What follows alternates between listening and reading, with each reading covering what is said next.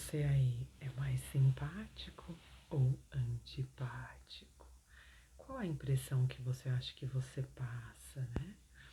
Às vezes a gente acha que tá dando um assim de muito simpático, muito carismático, e na verdade a gente só tá manifestando carência, só tá manifestando insegurança. Isso tudo você pode aprender conhecendo um pouco mais sobre seus traços. Você pode aprender entendendo quais são as técnicas, né, para poder lidar com o seu lado que às vezes está muito mais voltado para o negativo, que onde demonstra antipatia e onde você pode realmente consertar e através mesmo do treinamento, mesmo de coach, do seu próprio comportamento, modificar essa senso-percepção, tanto sua, né, que às vezes a gente se vê ali meio chatão, a gente se vê meio ali carentão, e isso tudo acaba se manifestando, por exemplo, numa antipatia.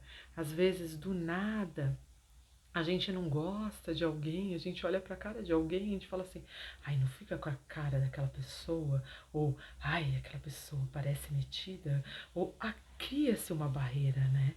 E essa barreira é onde realmente faz toda a diferença da gente tanto tirar quanto entender que é num processo contratransferencial que acontece. Isso aqui é tudo do campo da psicanálise, tanto a transferência quanto a contratransferência, né? Quando a gente percebe, né, que, olha só, quando a gente percebe, né, que a gente tá falando muito né, a gente já se liga que o né aqui tá fazendo um papel demais aqui na fala. Então, olha só, quando você pega esse, por exemplo, esse detalhe, né, da fala, né, ó, da fala, né, você começa a se identificar nisso. Você começa a trabalhar processos do coach, ó, do treinamento da sua própria fala. Você começa a entender que isso é um vício de linguagem, que às vezes ele tá ali fazendo uma função meio que, né, gatilho, meio que como se fosse um lapso de linguagem que aparece para detonar, por exemplo, a nossa manifestação de simpatia, que mostra ali no processo comunicativo que existe alguma coisa do lado emocional travando. E essas coisas a gente só percebe realmente quando a gente realmente entra nos processos de análise anatômico-corporal e entende que se eu funciono de uma determinada maneira, o outro funciona de uma outra maneira. Que é como se os nossos corpos, as nossas psicossomáticas, falassem línguas diferentes. Porém, você pode ser um bom tradutor da linguagem do outro, ou você pode ser uma pessoa que não tem contato nenhum, como a grande maioria, com aquela outra linguagem. Então, o nosso corpo, né, e o próprio inconsciente, né, segundo o próprio Lacan, ele é constituído como uma linguagem, né? Então, se você parar para pensar na questão do inconsciente, quando a gente entende, né, que existe um corpo, existe uma linguagem, que esse corpo, essa linguagem vai ter um tipo de manifestação, tanto no comportamento quanto na própria constituição desse inconsciente, é onde a gente vai realmente fazer o processo de treinamento, onde a gente vai realmente fazer com que você entenda através de um processo tanto analítico, aí quando você está fazendo a sua análise, quando você, por exemplo, entra em contato com essas percepções da linguagem, dessas repetições, e mesmo quando você percebe o seu corpo ali num processo de manifestação, né, que o nosso corpo, de alguma maneira, ele fala, né? O nosso corpo, de alguma maneira, ele, de algum jeito, ele vai se colocar, e dependendo de como ele se coloca, no sentido tanto comportamental, quanto de estrutura, de neuroestrutura realmente, de constituição desses traços, junto com outras paradas que estão acontecendo aqui no seu inconsciente, no seu entorno, no seu afetivo. A gente nunca pode deixar de considerar que, mesmo eu tendo um traço que tenha muita racionalidade, ele ainda sofre a questão dos afetos. E a gente sabe que, dependendo de quais dos nossos afetos, vamos colocar assim, dos nossos 7 afetos básicos, estiver ali lidando com aquela questão, vai ter um tipo de manifestação. E quando, por exemplo, a gente sabe que a gente aqui, ó, é rígido com oral e psicopata, por exemplo, a gente já sabe que a gente vai para um processo de competição, que a gente já sabe que a gente quer ter holofortes, que a gente já sabe que a gente quer, por exemplo, ser o líder de uma situação, mas se eu tenho oralidade aqui, que também é alta, os afetos realmente do campo das sensações podem invadir a cena desses outros meus traços e me conduzir a uma manifestação que pode ser que um desses traços que dominou aparente como uma antipatia.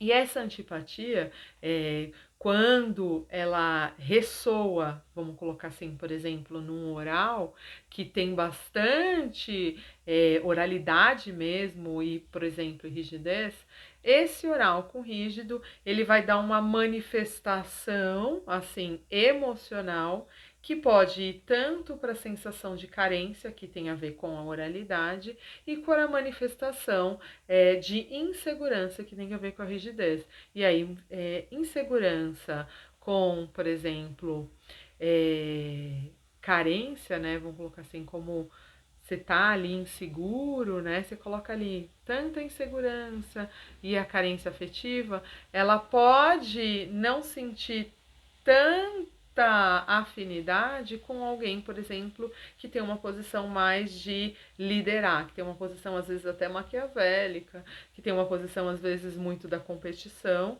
e isso pode entrar em choque. Por quê? Porque quando você tem traços que têm opostos no campo, que vai mexer com campos afetivos diferentes, você pode, só isso por si só, pode criar aqui aquela barreira contratransferencial mais negativa. E essa barreira contratransferencial mais negativa vai conduzir aqui aquela senso-percepção de que aquela pessoa foi antipática com você, ou que você, por exemplo, percebeu que o outro foi antipático contigo, ou vice-versa, tostines nesse sentido, tanto um quanto o outro vai sentir antipatia, é onde um olha pro outro e fala assim, fui pra com a cara daquela pessoa? Não sei porquê, mas eu não gosto daquela pessoa de graça. Ou o contrário, eu gosto daquela pessoa de graça e aquela pessoa parece que não gostou tanto de mim. E aí você fica assim naquela autocobrança, nossa, por que aquela pessoa não gostou de mim, né? O que eu fiz pra ela? E aí você fica meio que tipo, o que eu fiz pra ela? E quando você tem aqui, ó, o conhecimento, tanto de si e das suas questões, e você tem aqui contato com a técnica, tanto de conhecimento dos traços, quanto também um conhecimento mais analítico, você vai conseguir se colocar, olha aqui, empaticamente no lugar do outro. Porque quando você olhar para fazer esse processo mesmo de anamnese anatômico corporal, tu vai perceber que aquela pessoa tem aquelas estruturações que vão conduzir aqueles neurocomportamentos e que vai te devolver isso. E aí meio que, tipo, a priori, a primeira impressão que fica é aquela sensação, nossa, por que aquela pessoa não foi com a minha cara? Eu, tipo, gostei da pessoa. Ou vice-versa, gente. Às vezes você troca ali, tipo, por que eu não fui com a cara daquela pessoa?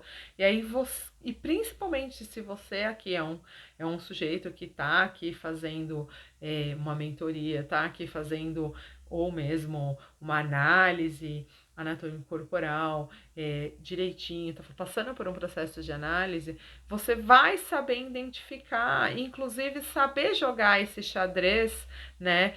Tanto de compreensão, né? Para se você mexe uma peça para frente ou não, porque você vai saber exatamente como que o outro funciona, o que ele pode te devolver. E às vezes entender o porquê que às vezes aconteceu esse processo de antipatia frente a outra pessoa.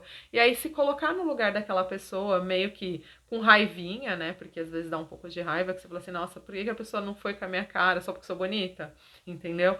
E aí você entende que às vezes acontece esses processos de o outro não ir justamente com a cara, porque desperta nele um processo de insegurança. Se a pessoa, por exemplo, é um cara que tem aqui muita, vamos colocar assim, muita psicopatia mesmo, e tem bastante oralidade, olha só que, né, que terrível, né? É um cara que é um competidor, no sentido de trocas, não de competição como rígido, mas no sentido de que é um cara que tá querendo ser líder, então ele vai competir por essa posição de liderança, porém ele tem oralidade aqui.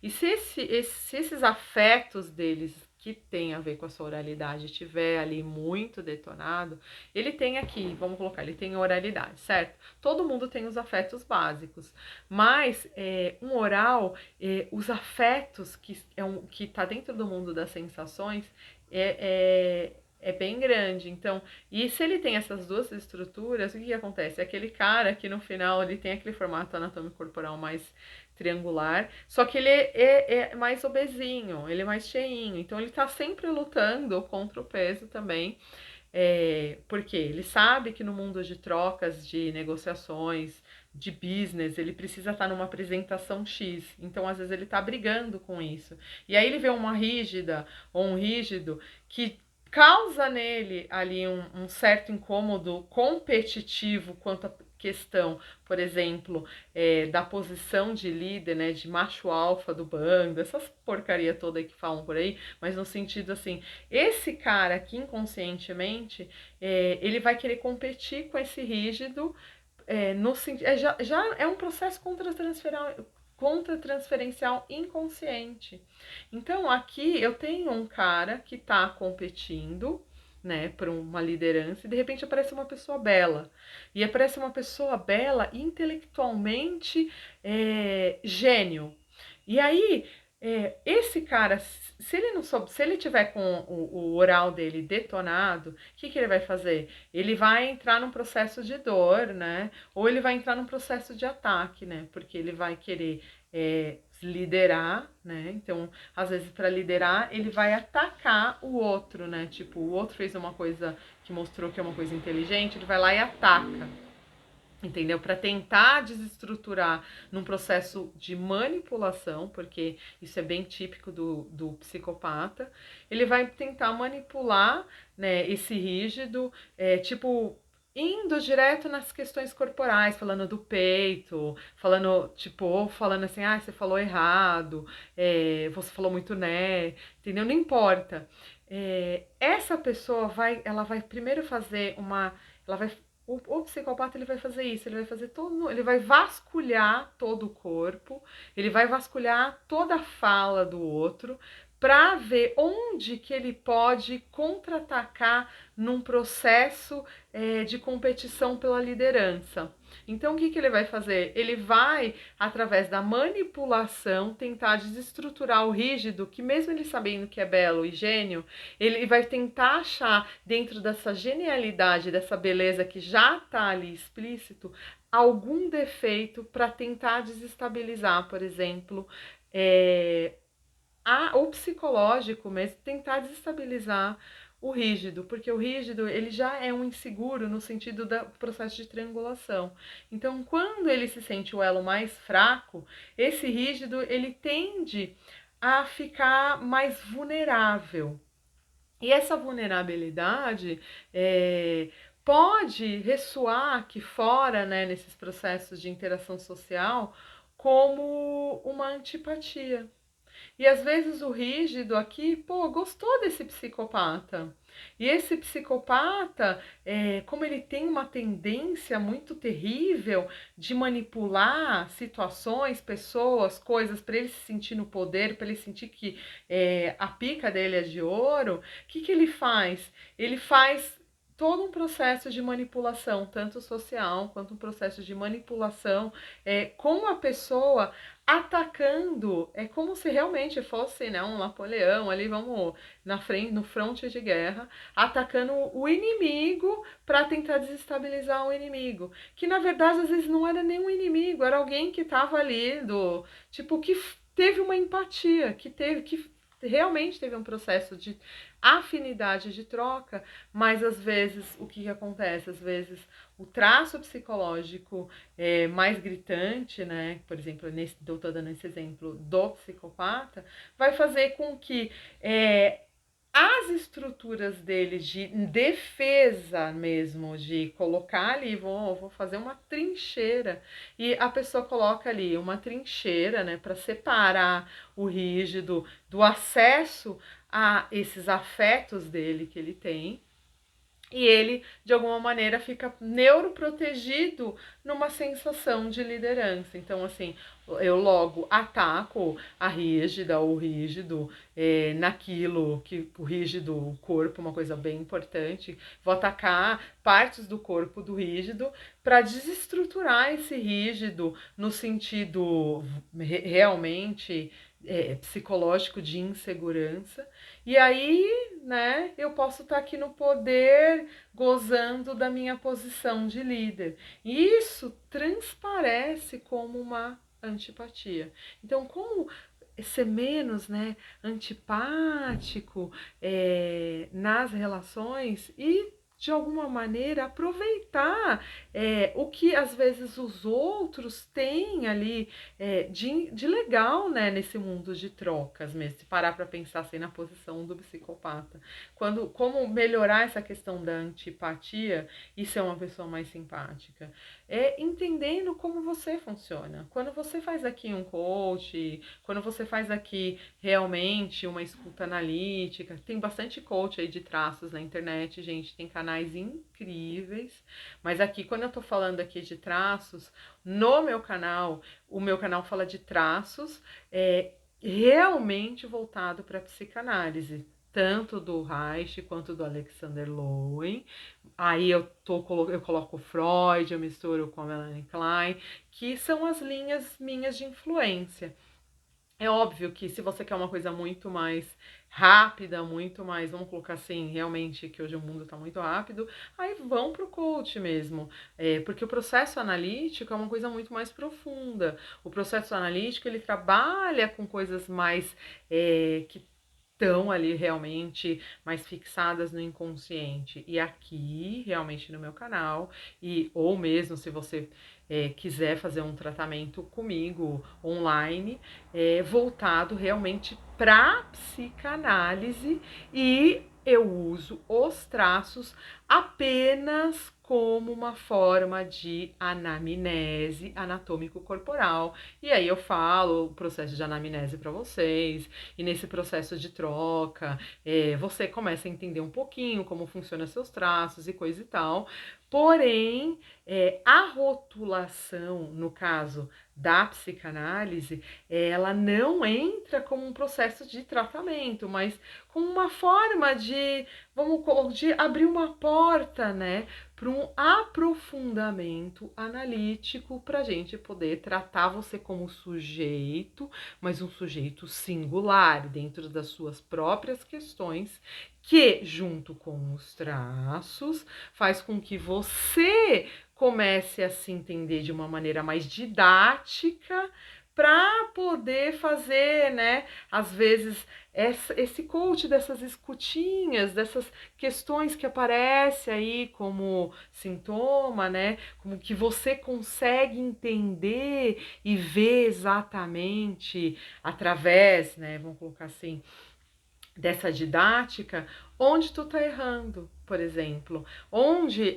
tu tá falhando, onde, por exemplo, no processo comunicativo, ao invés de você, por exemplo, você tá tentando mostrar um comportamento que, na verdade, se tu tá pensando que tá abafando, tu tá só afastando as pessoas.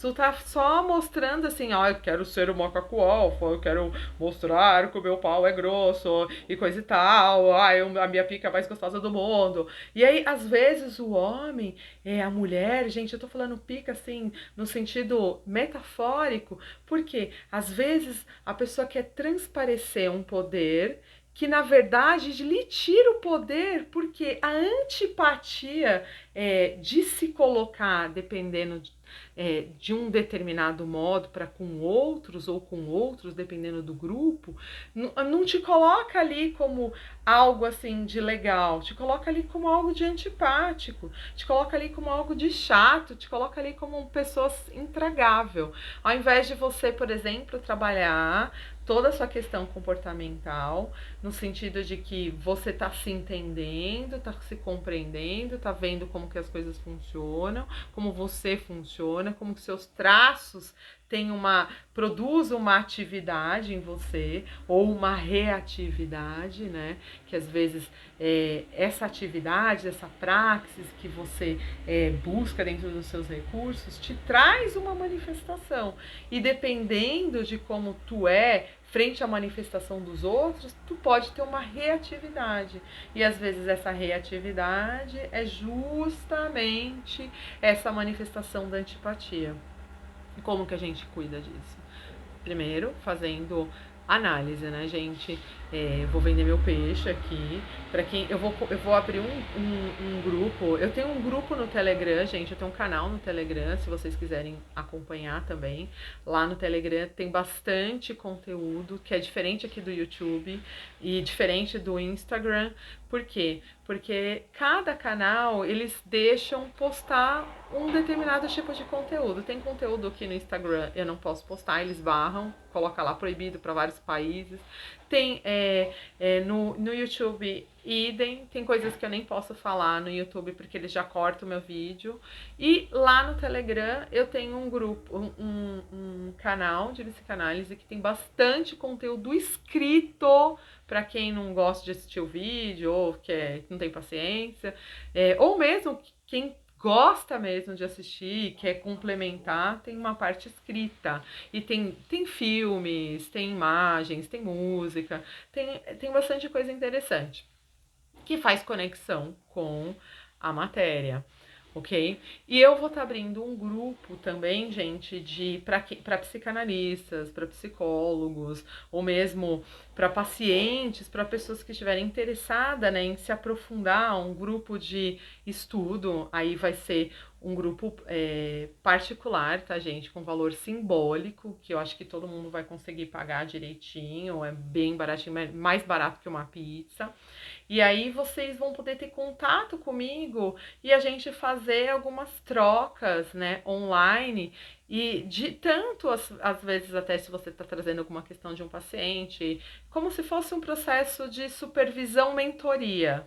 E onde eu também posso estar falando dos seus traços, das coisas que você está se manifestando ali, ou que o seu paciente está trazendo, para a gente trabalhar as questões das transferências e contra-transferência, porque o que acontece? Muitos tratamentos, às vezes, de um paciente não dá certo, porque o processo de contra-transferência tem muito a ver com isso aqui que eu acabei de falar. Tem muito a ver com essa coisa de, às vezes, você não saber sobre si, mas tudo bem que todo psicanalista faz análise, psicólogo faz análise, todo terapeuta, na verdade, que é ético, faz análise, supervisão e coisa e tal, de alguma maneira, mesmo que fizer supervisão, que é aquela supervisão coletiva, que hoje em dia a gente faz mais no Zoom, ou em outros aplicativos, mas está fazendo um processo ali de troca, está fazendo um processo ali de botar para fora questões da contra-transferência negativa que às vezes acontece na clínica. E aqui a gente começa a entender tanto esses processos de contra-transferência negativa, de contra-transferência positiva, E como às vezes um processo de transferência muito invasiva, que às vezes acontece também em processos de contratransferência, que são aquelas contratransferências mais libidinais, que essas são a gente adora, tá? Nós, como psicanalistas, adoramos as transferências mais libidinais, porque, assim, onde tem libido, tem demanda, né? E para as pessoas que têm esse preconceito, né, de falar assim, a psicanálise é da questão sexual. Sim, a psicanálise é de questões sexuais. Tá?